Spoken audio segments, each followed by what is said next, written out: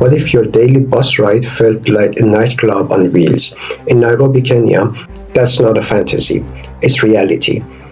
With blasting speakers, neon lights, anime graphics, and murals of Tupac or Obama, Matatus aren't just a mode of transportation, they are an urban phenomenon. But behind their flair lies a deeper story about how cities move, adapt, and survive outside formal planning.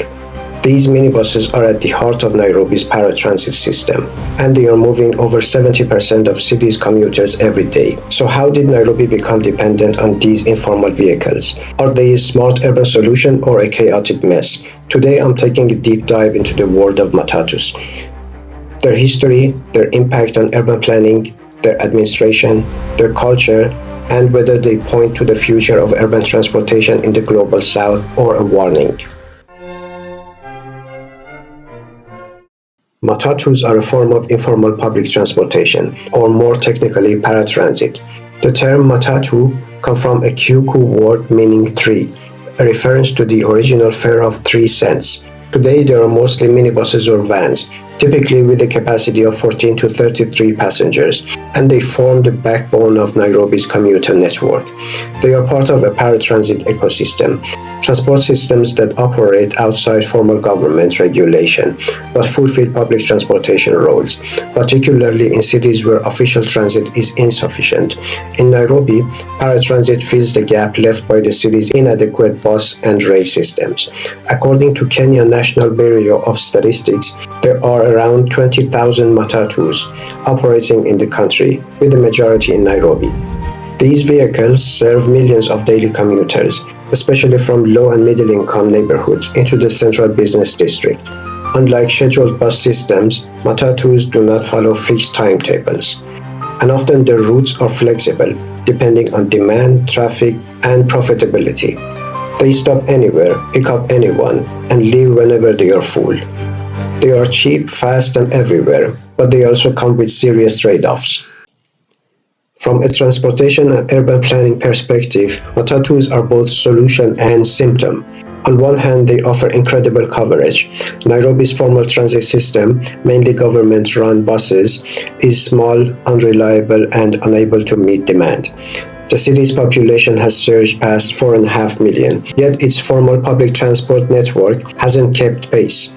This is where Matatus shine. Their adaptability, frequency, and affordable cost make them vital for Nairobi's working class and urban poor. They also represent market-driven innovation. Without government subsidies and centralized control, operators compete on efficiency, speed, and even aesthetics. They are dynamic, adjusting to new routes, congestion, or spikes in demand, something most public transit systems struggle to do. However, this informality comes at a price. Matatus contribute to congestion, air pollution, and unsafe driving conditions. According to a 2023 report by the Nairobi Metropolitan Area Transport Authority, Matatus were involved in over 30% of urban traffic accidents in the city. Their lack of fixed stops and aggressive driving culture often disrupt traffic flow. Most operators are profit-driven and may overload passengers or ignore traffic laws to maximize earnings. From an urban planning perspective, this means Matatu system is efficient but uncoordinated, ubiquitous but unsafe, and essential but unmanaged. They reflect a city growing faster than its infrastructure. Despite appearances, the Matatu sector isn't entirely unregulated. Since the early 2000s, the Kenyan government has pushed for more formalization through a system of SACCOs, short for Savings and Credit Cooperative Organizations. Each Matatu must be a part of a SACCO or a transport company to legally cooperate.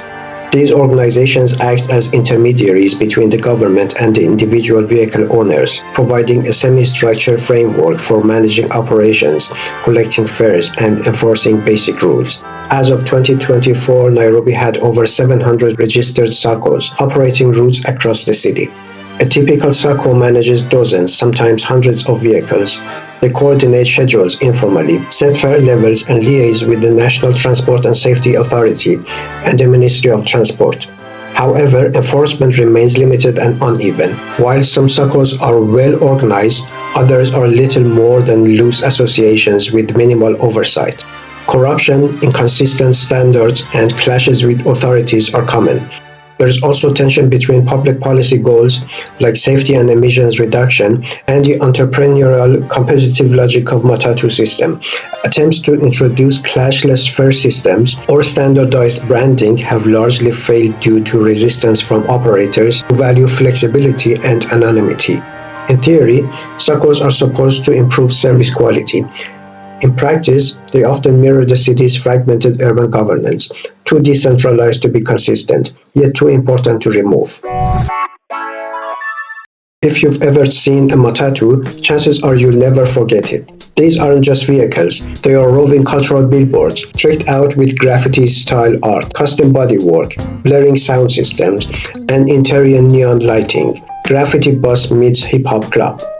The culture of pimping Matatus exploded in 1990s and 2000s, turning vehicles into mobile expression of identity, politics, and pop culture. Some feature murals of global icons like Rihanna, Messi, and Bob Marley, while others show off anime characters, Marvel heroes, and religious symbols.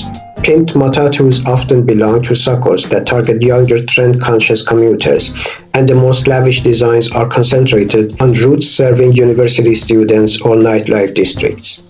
Some Matatus can cost over $30,000 to customize, with money spent on imported lighting rigs, LED displays, and hydraulic suspensions.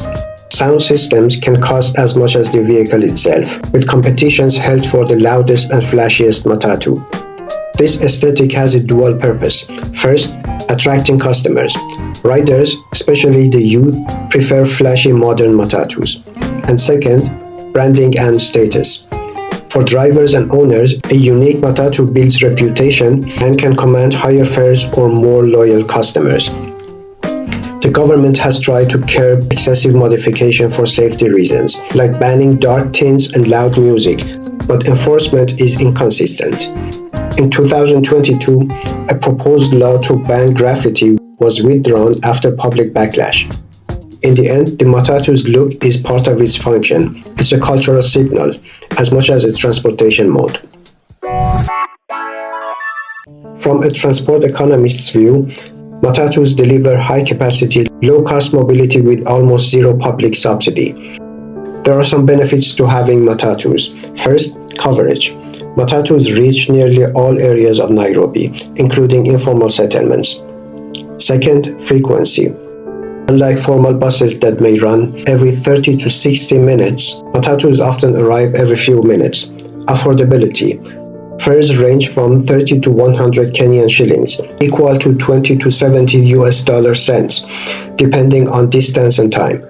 Flexibility. They adjust routes in response to demand and traffic. Employment. The sector employs an estimated 200,000 people, from drivers to artists. They also reduce pressure on Nairobi's underfunded transit system and keep the city moving, even if it's a bit chaotic. But Matatus also highlight major urban planning failures. Key challenges include traffic congestion. With thousands of vehicles making unregulated stops, Matatus slow overall traffic. Safety issues. High accident rates, especially involving pedestrians. The WHO estimates over 3,000 annual road deaths in Kenya, with Matatus involved in a significant portion. Pollution. Most Matatus run on diesel and are poorly maintained, contributing to air quality problems. Unpredictability. No fixed schedule means delays, fare hikes, and long waits during off-peak hours. Informal economy limits. Cash-based, loosely monitored operations hinder data collection, policy integration, and future transit planning. While many riders appreciate the accessibility, they often do so at the cost of safety, comfort, and reliability. Matatus reflect a paradox. They are a failure of planning and yet a triumph of survival. They have filled the vacuum left by underfunded infrastructure, creating a hyper-local, dynamic, and resilient transit network. But they also show the limits of informal systems. Nairobi's future depends on better integration between formal and paratransit systems, and that requires data, regulation, and investment. Projects like bus rapid transit, already underway, may ease pressure, but until then, Matatus will continue to be both a lifeline and a liability. The story of Nairobi's Matatus is not just about transportation, it's about what happens when a city grows faster than its systems, and how creativity, necessity, and chaos collide to shape urban life.